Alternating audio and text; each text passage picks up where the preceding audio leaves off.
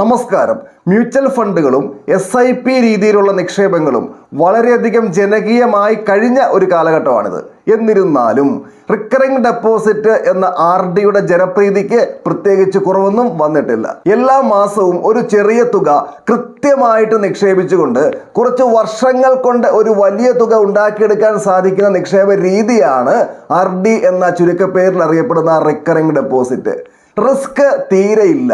Fixed റേറ്റിലുള്ള ഒരു return ഉറപ്പായിട്ടും ലഭിക്കുകയും ചെയ്യും. കുറച്ച് വർഷങ്ങൾ കൊണ്ട് ഒന്നും അറിയാതെ ഒരു നല്ല തുക കയ്യിലെത്തും. ഇതൊക്കെയാണ് RDയുടെ ആകർഷണീയത. ഒരുവിധം എല്ലാ ബാങ്കുകളിലും വ്യത്യസ്തങ്ങളായ റിക്കറിംഗ് ഡെപ്പോസിറ്റ് സ്കീമുകളുണ്ട് ഇന്ന്.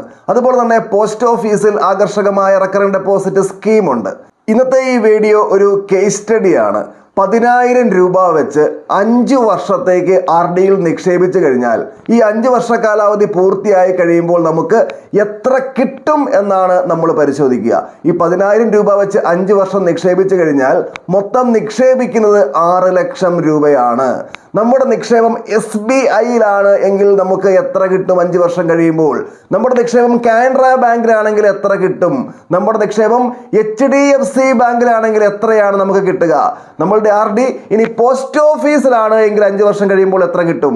ഈ കാര്യങ്ങൾ ഏറ്റവും വ്യക്തമായിട്ടും ഏറ്റവും സിമ്പിളായിട്ട് മനസ്സിലാക്കുവാൻ ഈ ചെറിയ വീഡിയോ പൂർണ്ണമായിട്ടും കാണുക. ഇപ്പോൾ തന്നെ ഒന്ന് ലൈക്ക് ചെയ്യുക, ചാനൽ സബ്സ്ക്രൈബ് ചെയ്യുക. സുഹൃത്തുക്കൾ ദയവായിട്ട് സബ്സ്ക്രൈബ് ചെയ്യുക. ആദ്യം നമുക്ക് പോസ്റ്റ് ഓഫീസ് RDയുടെ കാര്യം പരിശോധിക്കാം. പോസ്റ്റ് ഓഫീസ് RDയുടെ നിലവിലെ പലിശ നിരക്ക് 6.7%.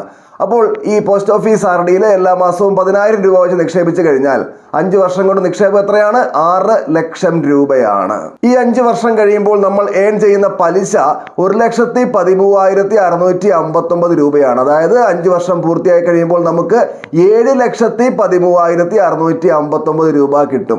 ഈ പോസ്റ്റ് ഓഫീസിൽ സീനിയർ സിറ്റിസൺസിന് വേണ്ടി പ്രത്യേകിച്ച് സ്കീമൊന്നുമില്ല. ഇത് തന്നെയാണ് അവരുടെയും സ്കീം. ഇനി രണ്ടാമതായിട്ട് SBI, നമ്മുടെ സ്വന്തം സ്റ്റേറ്റ് ബാങ്ക് ഓഫ് ഇന്ത്യ. SBIയിൽ നിലവില് നോർമൽ സിറ്റിസൺസിന്റെ 5 വർഷ RDയുടെ പലിശ 6.5%. ഈ RDയിൽ എല്ലാ മാസവും 10,000 രൂപ വെച്ച് നിക്ഷേപിച്ചു കഴിഞ്ഞാൽ നേരത്തെ പറഞ്ഞതുപോലെ തന്നെ 5 വർഷം കൊണ്ട് നിക്ഷേപിക്കപ്പെടുക 6 ലക്ഷം രൂപയാണ്. 5 വർഷം കഴിയുമ്പോൾ നമ്മൾ ഏൺ ചെയ്യുന്ന പലിശ 1,09,902 രൂപയാണ്. അതായത് നമുക്ക് കിട്ടുക 7,09,902 രൂപ ലഭിക്കും. ഇനി സ്റ്റേറ്റ് ബാങ്കില് സീനിയർ സിറ്റിസൺസിന് വേണ്ടി പ്രത്യേകിച്ച് സ്കീമുണ്ട്.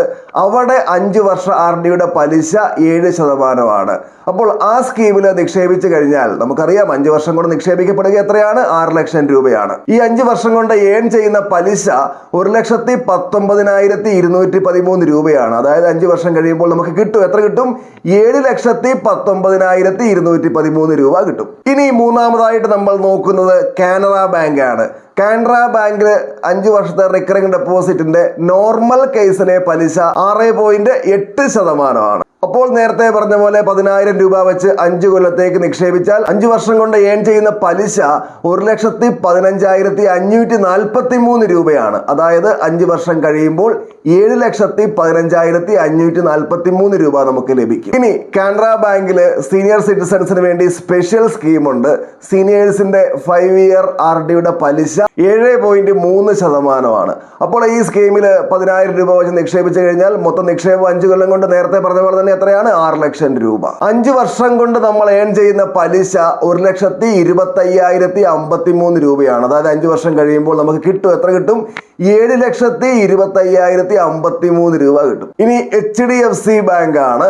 രാജ്യത്തെ ഏറ്റവും വലിയ സ്വകാര്യ ബാങ്കായ HDFC ബാങ്കിൽ വ്യത്യസ്തങ്ങളായ RD സ്കീമുകളുണ്ട്. അതിൽ 5 വർഷത്തെ RD സ്കീമില് നോർമൽ സിറ്റിസൺസിന് ലഭിക്കുന്ന പലിശ 7%. അതായത് നേരത്തെ പറഞ്ഞ പോലെ തന്നെ എല്ലാ മാസവും 10,000 രൂപ വെച്ച് നിക്ഷേപിച്ചാൽ 5 വർഷം കൊണ്ട് നിക്ഷേപിക്കപ്പെടുക 6 ലക്ഷം രൂപയാണ്. 5 വർഷം കഴിയുമ്പോൾ ഏൺ ചെയ്യുന്ന പലിശ 1,19,213 രൂപ.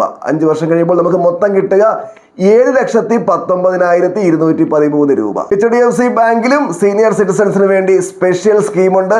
സീനിയേഴ്സിന്റെ 5 വർഷ RDയുടെ പലിശ 7.5%. അപ്പോൾ ആ സ്കീമിൽ എല്ലാ മാസവും 10,000 രൂപ വെച്ച് നിക്ഷേപിച്ചു കഴിഞ്ഞാൽ 5 വർഷം കൊണ്ട് ഏൺ ചെയ്യുന്ന പലിശ 1,28,774 രൂപയാണ്.